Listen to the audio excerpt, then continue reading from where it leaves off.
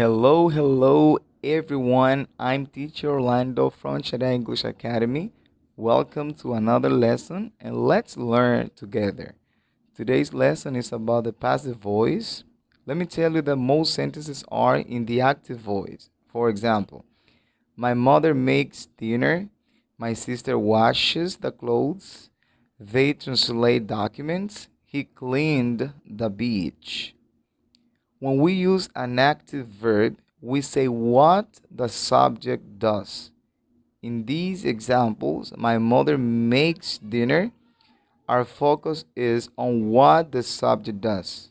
Makes dinner, watches the clothes, translate documents, cleaned the beach.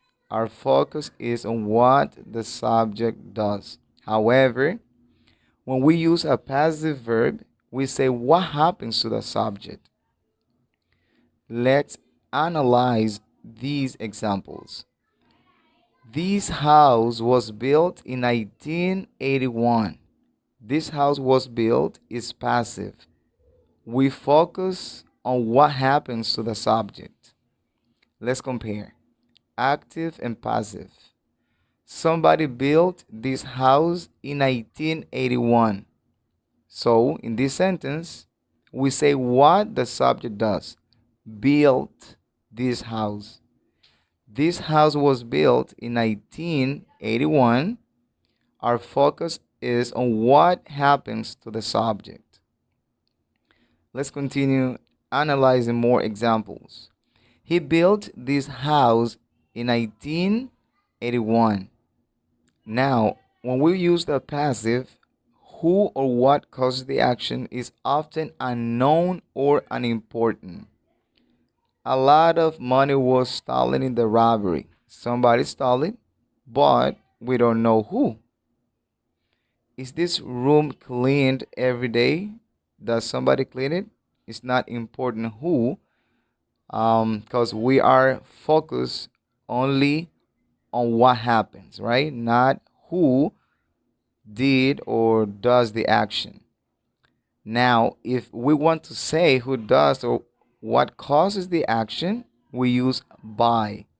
This house was built by my grandfather, or 200 people are employed by the company. How do we form the passive voice? Well, it's formed by the verb to be plus a past participle. For example, is done, was done, or were done, is cleaned, was cleaned, were cleaned, and so on. Okay, now let's compare active and passive, present simple and past simple. Active, clean or cleans, see, sees. Somebody cleans this room every day.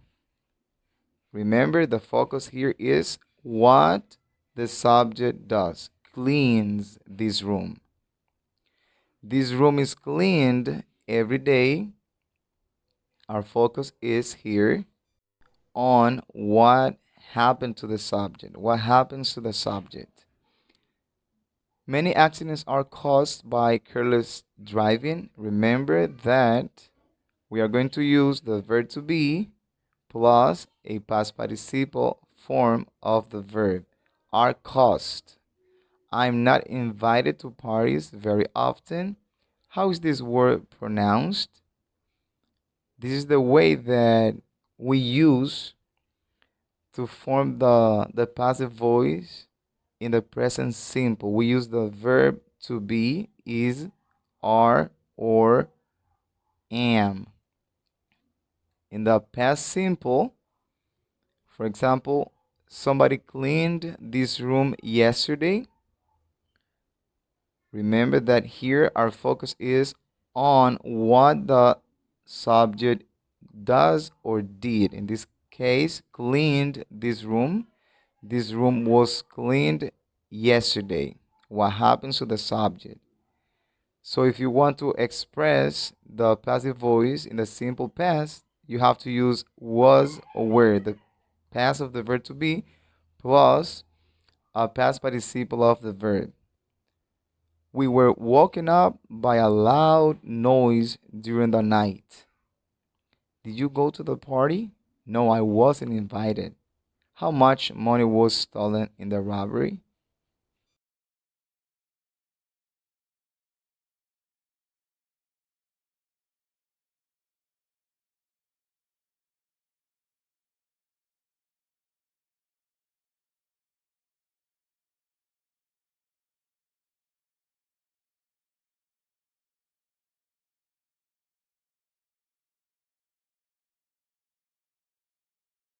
Read and listen. Drawing, Jewelry, fashion, sculpture, pottery, painting. photography. Now listen again and repeat. Drawing, Jewelry, fashion, sculpture, pottery, painting. photography.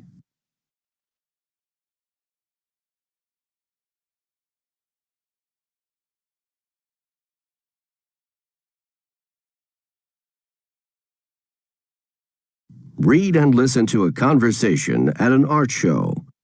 Teo, this is just great. I had no idea you had so much talent. Thank you. I mean it. Your work is very impressive. It's so nice of you to say that. I don't think I'm particularly talented. I just love to paint. Believe it or not, these were taken by Paul Jones. Your boss? How do you like that? They're really quite good. I know. He doesn't look like the artistic type, does he? No, I had no idea he took photos. I guess you can't always judge a book by its cover. Hey, this is an interesting piece. I kind of like it. You do? I find it a little weird, actually. But that's what makes it so fascinating. Well, to each his own. I guess I'm just not really into abstract art.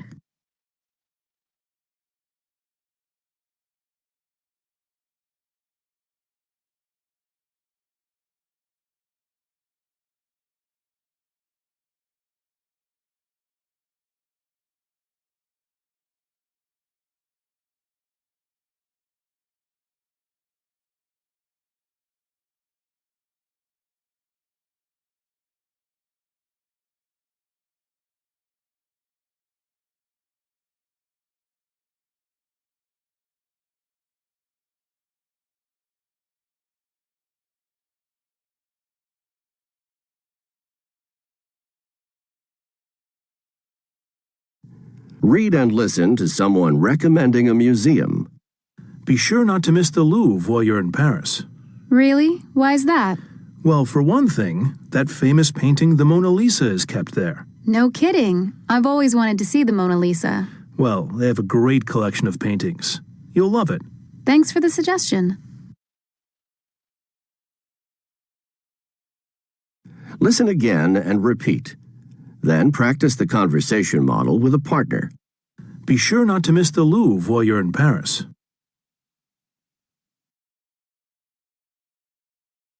Really? Why's that? Well, for one thing, that famous painting, the Mona Lisa, is kept there.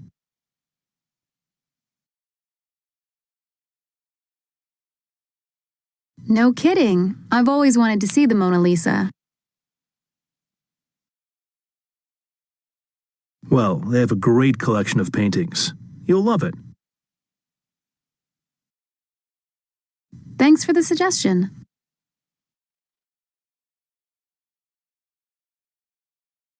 Read and listen. 1, No kidding. 2, That's fantastic. 3, That's perfect. 4. How interesting.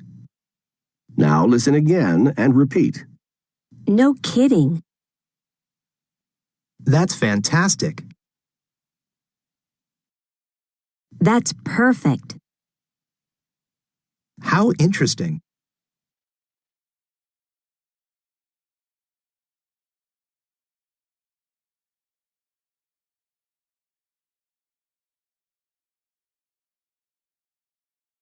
Read and listen to someone asking about an object. Excuse me, what's this figure made of? Wood. It's handmade. Really? Where was it made? Mexico. What do you think of it? It's fantastic. Listen again and repeat. Then practice the conversation model with a partner. Excuse me, what's this figure made of?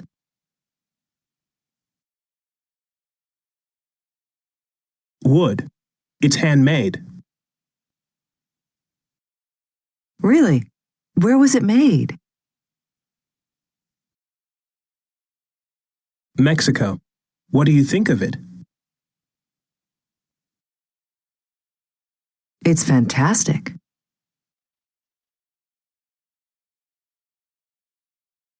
Read and listen. Wood. A wood figure. Glass. A glass pitcher. Metal. Metal jewelry. Silver. A silver necklace. Gold. A gold bracelet. Cloth. A cloth bag. Ceramic. A ceramic plate. Stone. A stone bowl. Now listen again and repeat. Wood. A wood figure. Glass. A glass pitcher. Metal. Metal jewelry. Silver. A silver necklace. Gold. A gold bracelet. Cloth. A cloth bag. Ceramic. A ceramic plate. Stone. A stone bowl.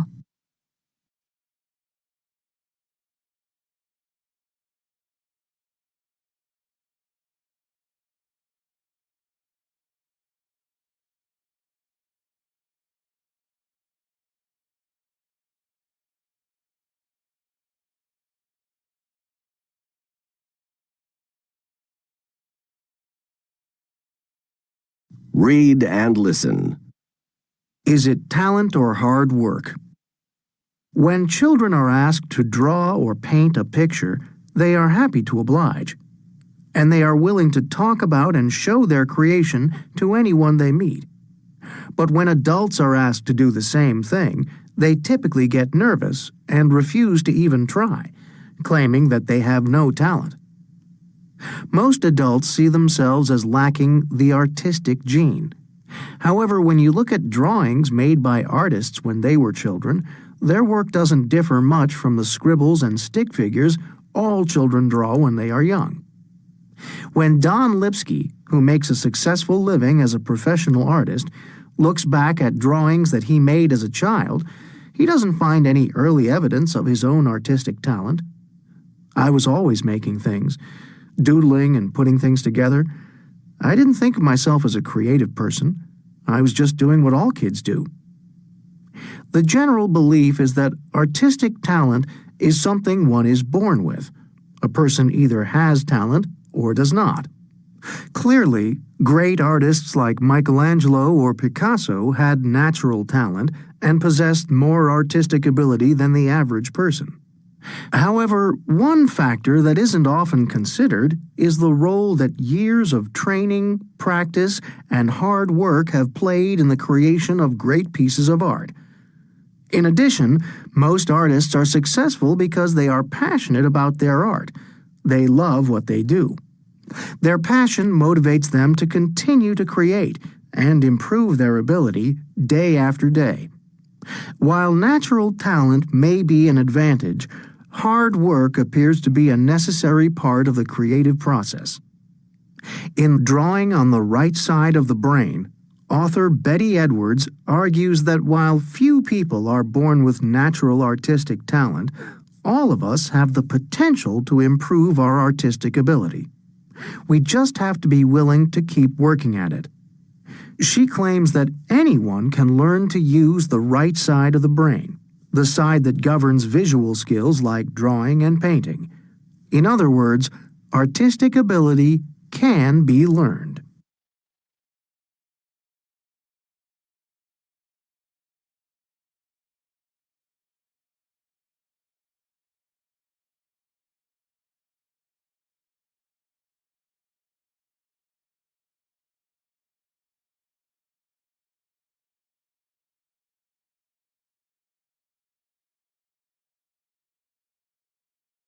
Read and listen. Be inspired by. Be influenced by. Be fascinated by. Be moved by. Now listen again and repeat. Be inspired by. Be influenced by. Be fascinated by.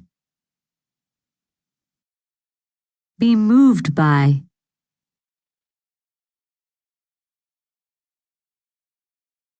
Listen to the interviews. Complete each statement with the name of the artist. Interview 1. Welcome to Focus on the Arts. I'm Paul Green, and we're broadcasting today from beautiful downtown San Francisco, where we're asking people about their favorite artists. Excuse me, sir. Sir? Excuse me. Yes? I'm Paul Green from Focus on the Arts. I wonder if I could ask for 1 minute of your time to tell us if you have a favorite movie director. My favorite director? Sure. That would be Ang Lee from Taiwan. I find his work really fascinating. In what way? Well, for one thing, all his films are really different from each other. How so? Some of his best movies are in Chinese, like Eat, Drink, Man, Woman, Crouching Tiger, Hidden Dragon. And he also makes great movies in English that are set in England or the U.S., and they really explore the culture in those countries. Some of his movies are really artistic, and others are very commercial. I think he's not afraid to try new things. Yeah, I like that. Great. Thank you so much. And your name is? Bert Hildegard. Well, thank you so much for your time. Interview 2. Let's find someone else. Oh, there's a woman over here taking pictures. Ma'am, excuse me, ma'am, would you be willing to talk with us? Me? Well, I'm in a little bit of a hurry, but, well, okay, I guess. Great. Well, first of all, can I get your name? Susan Wallach. Hi, Susan. I couldn't help but notice that you're a photographer. Well, not professionally. I'm wondering if you have a favorite photographer. Favorite photographer? That would definitely be Henri Cartier-Bresson, the French photographer. He was a real 20th century artist. I think he died a few years ago. What do you like about his work? Well, for one thing, his photographs are just beautiful to look at. He traveled all over the world to take photos, and he captured some of the most important historical images of the 20th century. I see. You know, his work is all in black and white, but the images are unforgettable. He had this ability to photograph people at just the right moment. I read somewhere that often he would wait for hours for the right time to take a photo. I believe I've heard that too. Believe it or not, his work has really influenced my own. As a matter of fact, when you came over to speak to me, I was waiting for the right moment to take a shot. I'm sorry I interrupted you. Oh, that's okay. It was fun talking with you. Interview 3. There's a very nicely dressed young woman over here. Excuse me, would you mind talking to our listeners today? I'm with Focus on the Arts. Oh, I love that show. Are you Paul Green? I am. Nice to meet you. Catherine Wolf. Thank you. Hi, Catherine.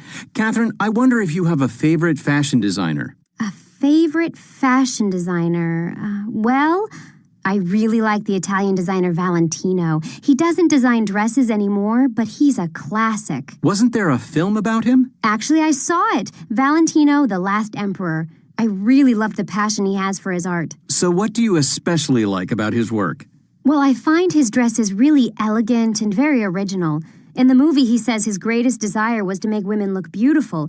I think he was very successful at doing that. His designs are very flattering to women. I see. You know, seeing him in that movie made me want to have a creative job. He inspired me to take fashion design classes myself. Really? That's terrific. Thank you, Catherine. You're welcome. Interview 4.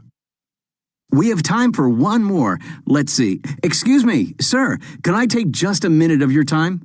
Sure. What's going on? Hi, I'm Paul Green from Focus on the Arts, and I'm asking people today about their favorite artists. What about you? Do you have a favorite painter or sculptor? Cool.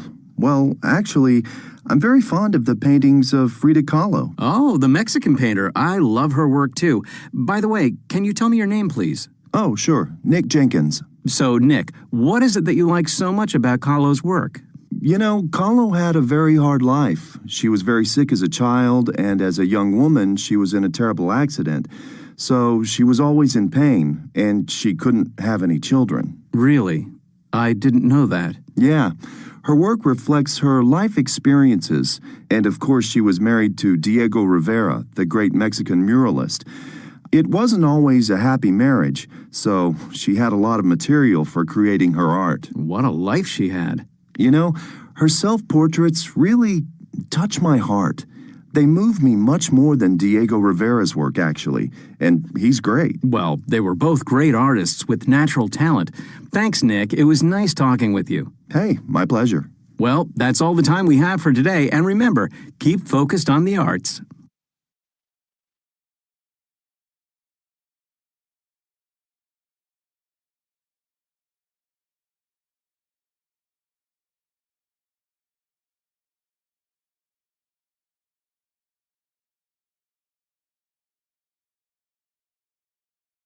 Listen and write the letter of the piece of art each person is talking about. Conversation 1.